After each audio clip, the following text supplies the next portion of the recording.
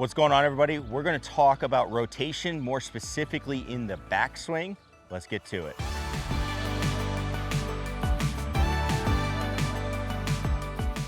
What's going on, everybody? Scott Hogan coming at you. We're out here at Stony Creek, and we're going to talk about rotation, but we're going to talk about it in the backswing. This is something that people need because it corrects a lot of errors in the golf swing. So first off, let's talk about what I typically see where I say, all right, hey, you need to work on rotating in the backswing. And for a lot of people, that gets to be pretty uncomfortable because it ends up feeling like a lot of movement. But here is typically what we see when, I have somebody that isn't rotating in the backswing.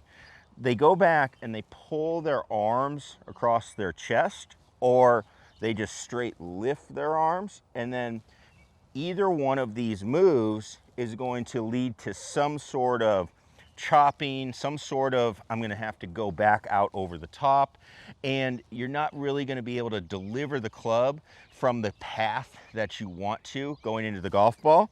Now, the other thing is, when you do this, you're not gonna have any power. So what ends up happening a lot of times is people with no rotation, they try to get into the golf ball and they have to put their whole body into it.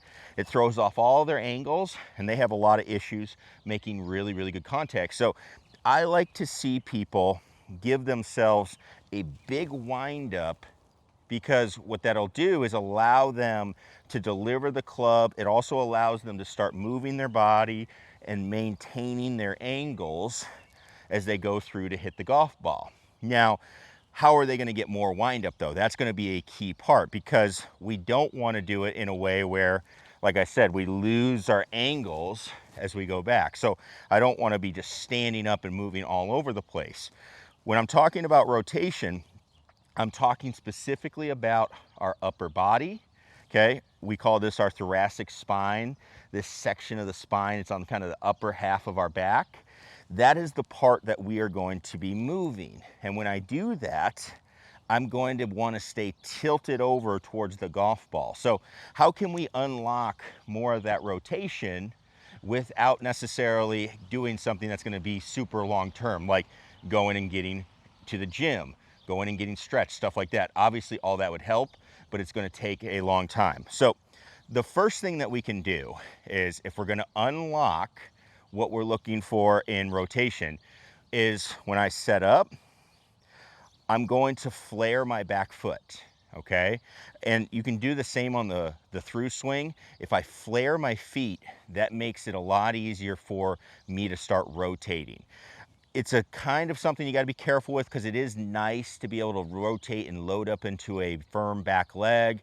But if you can't rotate at all, then we need to be able to flare out. And what that's going to do is lead into our second thing. If we want to turn our upper body, okay, and we want to get more rotation in our upper body, we need to realize that we might have some physical limitations where we maybe aren't the most flexible or the most mobile.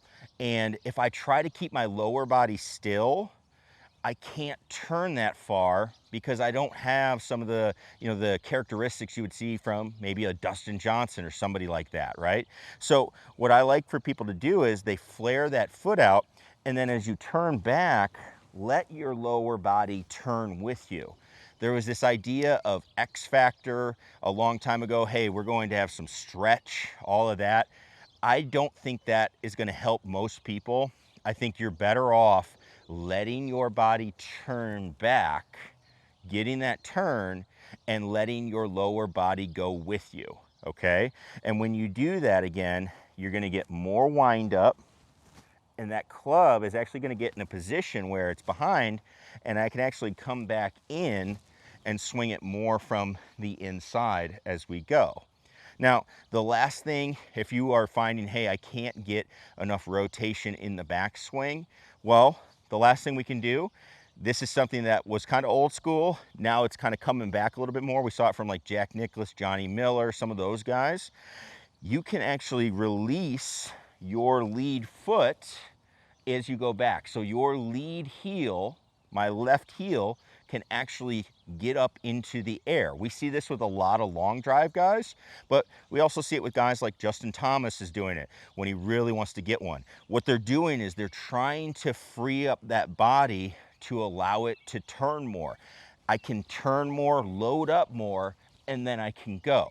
Now, word of caution, if you're gonna let that heel come up, you gotta put it back down on the ground to start your downswing. Look at our video about how you transition the downswing. I'll link that up here. That is going to be a video that you want to understand as you go and start saying, all right, I'm going to wind up and let this heel get up in the air, okay? You want to make sure you get that part. And if I do those things, now I can turn and I can actually move and get behind the ball. That's one of the biggest things I want to see from people is I want movement. I want them to load up properly, because then that allows them to put power into the swing properly, which helps them maintain angles, helps them get back to the ball, and it helps them control the golf club as they're coming in and deliver it the way they want from a path and a face standpoint. So if you're finding, hey, I want to get some more speed, or I'm having a hard time making some contact, don't restrict your swing.